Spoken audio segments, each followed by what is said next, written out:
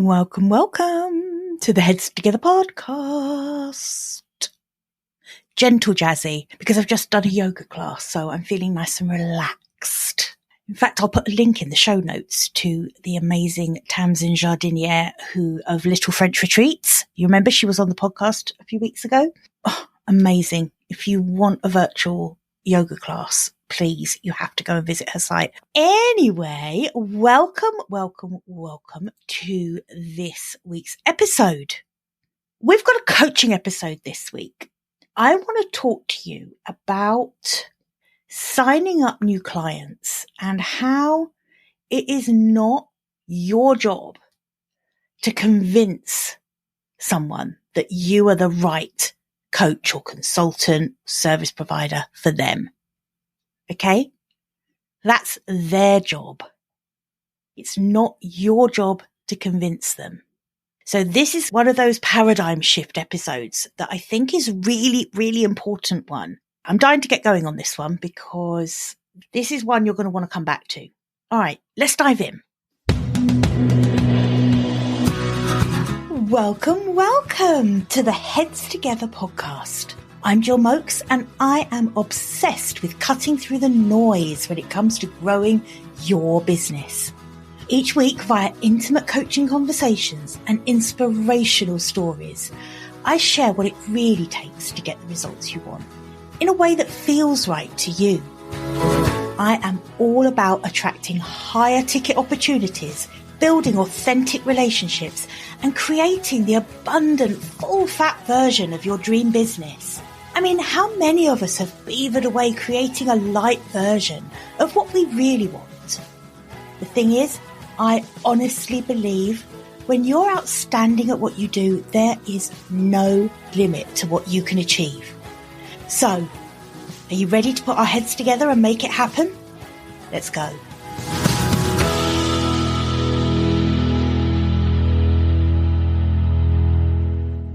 So like I say, when it comes to signing up new high-ticket clients, enrolling them into your one-on-one service or your high-ticket programs, your job isn't to convince that prospective client that you're right for them, okay?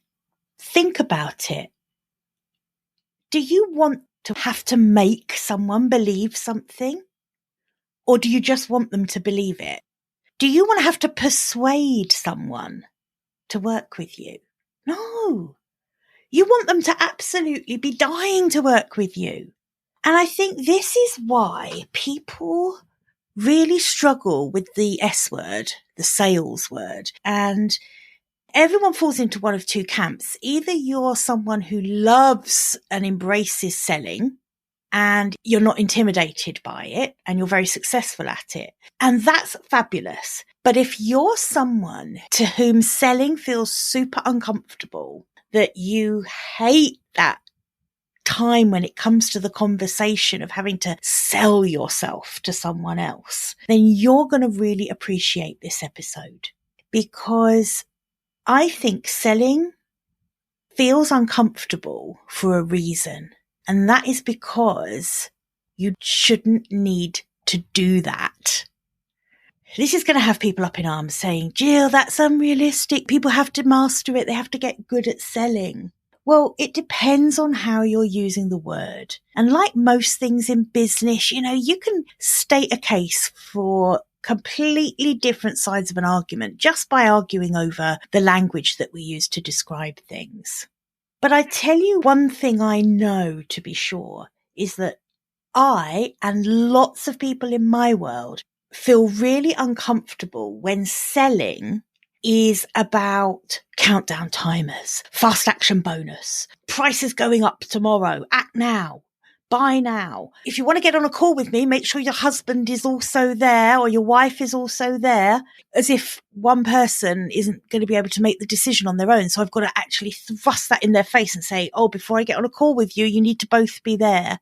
The school of selling that tells you that you've got to crush someone's spirit by catastrophizing what will happen to them if they don't sign up with you, right? That is icky.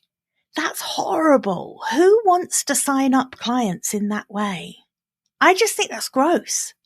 And here's the thing. If you're outstandingly good at what you do, and those are the people I work with, right? The coaches and the consultants and service providers that I coach, that I work with, are outstandingly good at their thing.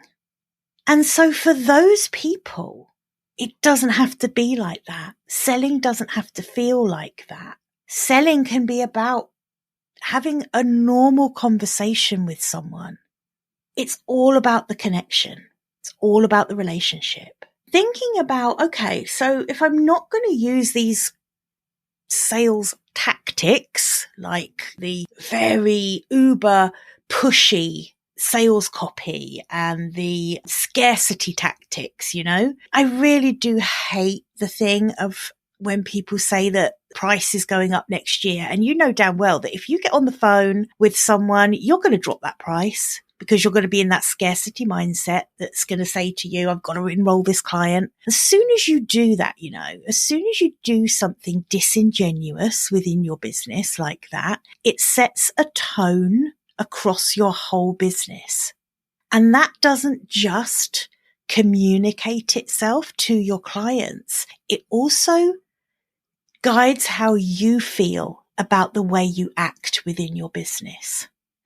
Be squeaky clean within your business. It feels good. Don't tell fibs. Don't make out that something's going away when you know that you're just going to reinvent it like a phoenix from the flames in a different guise. Don't do all of that stuff. Let me tell you one thing, right?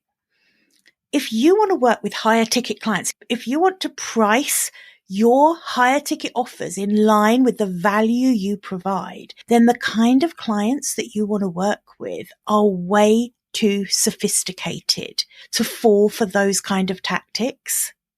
You just don't need to do it, right? So you're probably asking at this point, well, if I'm not going to be using those kind of tactics that we've all been taught to do to sell, how do we actually sign up new clients? How am I going to get these new clients? Where are they going to come from? Where do these high ticket clients come from? So if it's not your job to convince them and you've made a decision that you're not going to play those kind of hard sell games, then what is it? Okay. And here's what it is. You give those prospective clients the information they need to make the right decision for them. And if working with you is the right decision for them, they will persuade themselves of that. You don't need to do that for them. When you feel compelled to do anything more than giving them the information they need to make the right decision for them, that is coming from your own scarcity and lack mindset. It's coming from your worry around when that next client is coming and where they're coming from. So this is how I feel about it. If someone isn't desperate to work with me after I've given them all the information they need, and that includes, remember, a taste of what it's like to work with me, we'll go into that in a bit, then if they aren't desperate to work with me after that, then I'm not the right coach or consultant for them. It means that there is something that they're looking for that I can't give them. And so any service that I do give them, if I decide to try and persuade them to enroll with me, isn't going to be right for them. So if I then convince them using my uber slick sales techniques, if I then convince that client to work with me, I'm setting myself up to fail because they are the best judge of whether I'm the right coach for them, as long as I've given them all of the relevant information to make that decision. And the flip side of that is that if I present the right information to my prospective client, and if I give them that generous taste of what it's like to work with me, I offer a full 60 minutes of business coaching to anyone who would like to think about working with me, because I want them to experience what it's like. I don't need the tacky sales techniques. I just need them to have the information of what it means to work with me and a taste of what it feels like to work with me. And then I give them one other thing as well. I give them time and space to think about the investment.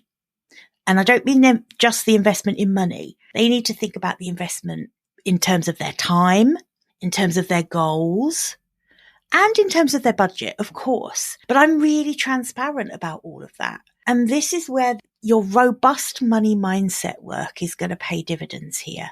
As soon as you get really comfortable with the fact that the clients are coming, if you're outstandingly good at what you do, the clients will come because the right clients will self-present themselves to you.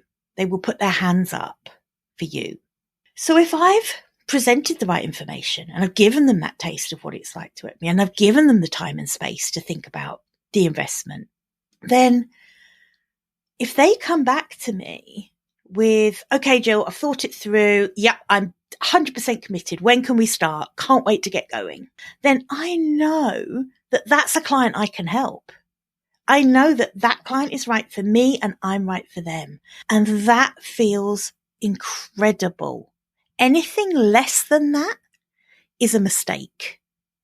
And once you can get to a point in your business where you're confident of that, and often this means increasing your prices. It means addressing that money mindset. It means doing the work to make sure that your messaging is reaching the right kind of clients. Then you know when they put their hand up and they're a yes, you know that this is going to be a great experience for both of you. So thinking about what is the information then that we need to give them.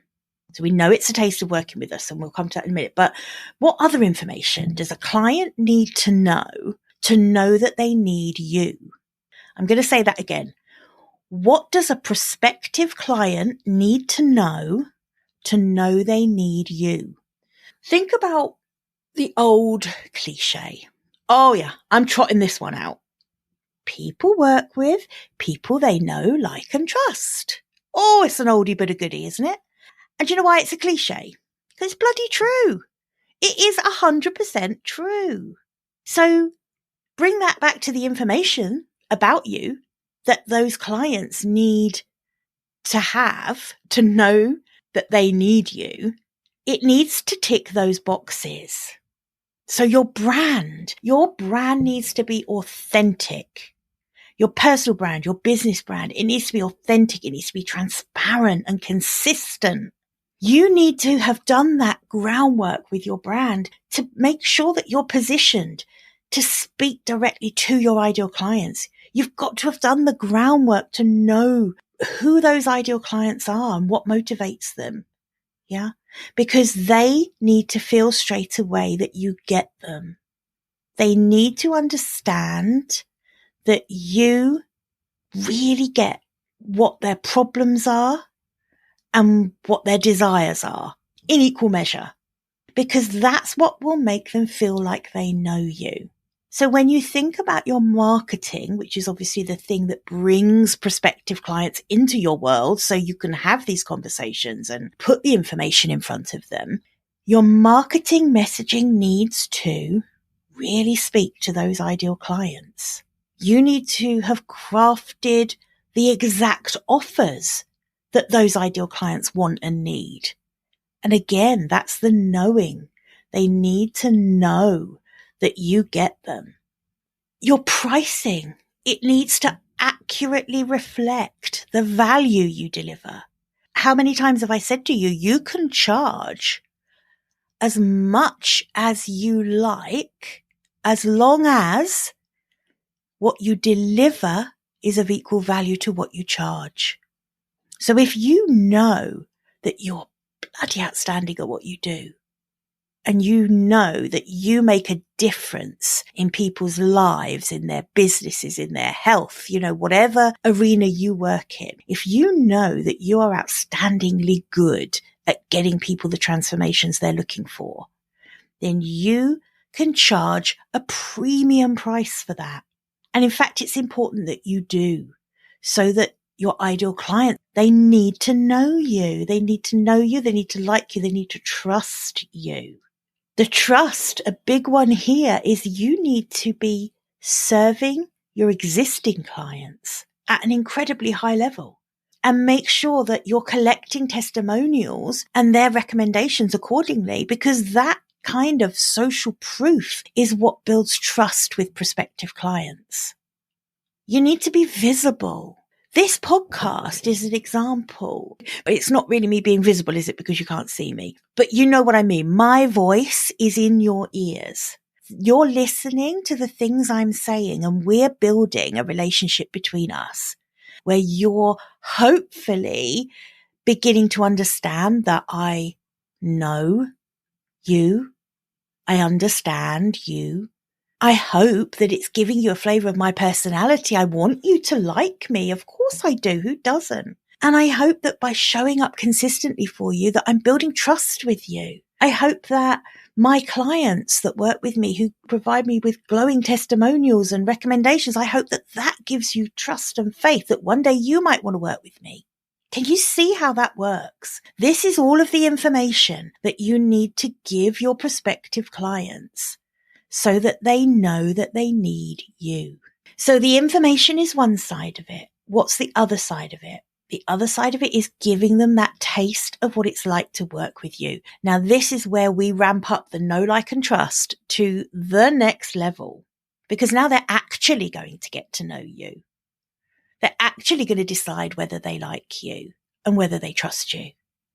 So for me, as a business coach and consultant, that means inviting my prospective clients to apply for a breakthrough session with me. I have to make this application only because it is a true investment of my time. I spend a full hour on giving a demonstration of how I coach around business. I want a potential client to finish the call with me having gained a huge insight on that call. So when you hear people saying to you, don't give away too much, don't coach on a discovery call, I want you to call complete and utter freaking bullshit on that, because it is. Why would you not give a client a real taste of what it feels like to work with you? You'll have people that will say to you, well, if you solve their problem on the first call, they're not going to pay to work with you. Trust me, if you solve all of a client's problems in one 60-minute phone call, please DM me your number because I will hire you. You know, it just doesn't work like that. Give a demonstration. People need ongoing support, particularly if you're a coach or a consultant. It's not about a quick fix in an hour. It's about giving people an experience. It's about generating feelings in them, insights in them, so that they absolutely want more of that. I want them to be desperate to work with me when we finish those calls. Of course I do. So at the end of the call, and there's a massive caveat to this. This is only if I think that I am the right coach for them. Remember when I said before, I don't want to have to do any convincing or any persuading of any kind, because that will set me up for failure. But I do need to know that I have the skills and that person is a good fit for me. So as long as I believe in my heart that I'm the right coach for that person, then I just ask a simple question.